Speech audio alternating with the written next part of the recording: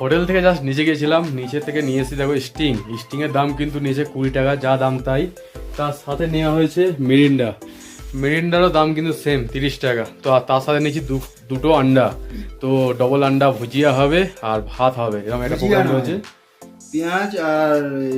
পেঁয়াজ কুচো করে ডিম ভাজা হবে। আচ্ছা, ডিমের অমলেট। হ্যাঁ, আর ভাত। আর কি হবে?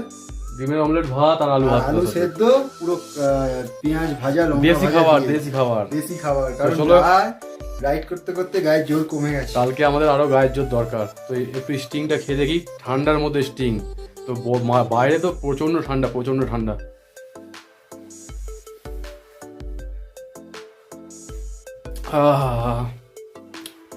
এই ঠান্ডার মধ্যে স্টিং খাওয়ার মজাই আলাদা। তো রোজকারের মতন ঋষভ ভাই পেঁয়াজ কাটতে শুরু করে দিয়েছে, আর আমাদের ভাত কিন্তু অলরেডি বসিয়ে দিয়েছি। তো চলো একবার দেখিয়ে দিই কোথায় ভাতটা, রুমের মধ্যে ভাত কোথাও দেয়নি, আমরা জাস্ট রুম থেকে বাইরে এরকম ভাত বসিয়ে দিয়েছি। তো এখানে কিন্তু যেহেতু জলটা অনেকটাই ঠান্ডা আর অনেক ঠান্ডা এলাকায় রয়েছি আমরা, সেক্ষেত্রে কিন্তু ফুটতে অনেকক্ষণ টাইম লাগছে। এই দেখো কখন বসিয়েছি, এখনো জল সবাই বুঝগুড়ি দিচ্ছে। গ্যাস একটু বেশি লাগবে এইসব এলাকায় বিশেষ করে।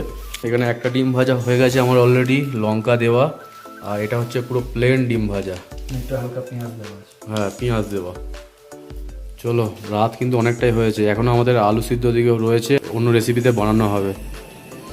তো আমাদের এখানে কিন্তু ভাত রান্না করা রেডি, দেখতে পাচ্ছ পুরো ভাত রেডি হয়ে গেছে। তার সাথে রয়েছে ডিম ভাজাও রেডি আমাদের।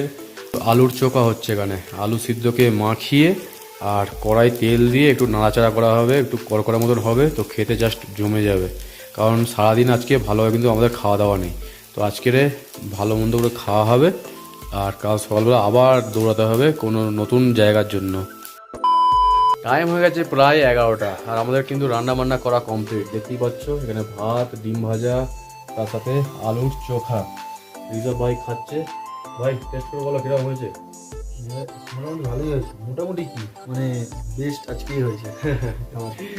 তো চলো খাওয়া দাওয়া করে নেওয়া যাক, তারপরে লম্বা ঘুম। আজকে ভিডিওটা আর বেশি বাড়াচ্ছি না, ভিডিওটা যদি ভালো লাগে লাইক করো, কমেন্ট করো, চ্যানেলটাকে অবশ্যই সাবস্ক্রাইব করে দিও, এবং বন্ধু বান্ধব ফ্যামিলি মেম্বারদের সাথে বেশি শেয়ার করো। দেখা হচ্ছে নেক্সট এপিসোডে খুব তাড়াতাড়ি। ততক্ষণ পর্যন্ত সবাই সুস্থ থেকো, ভালো থেকো।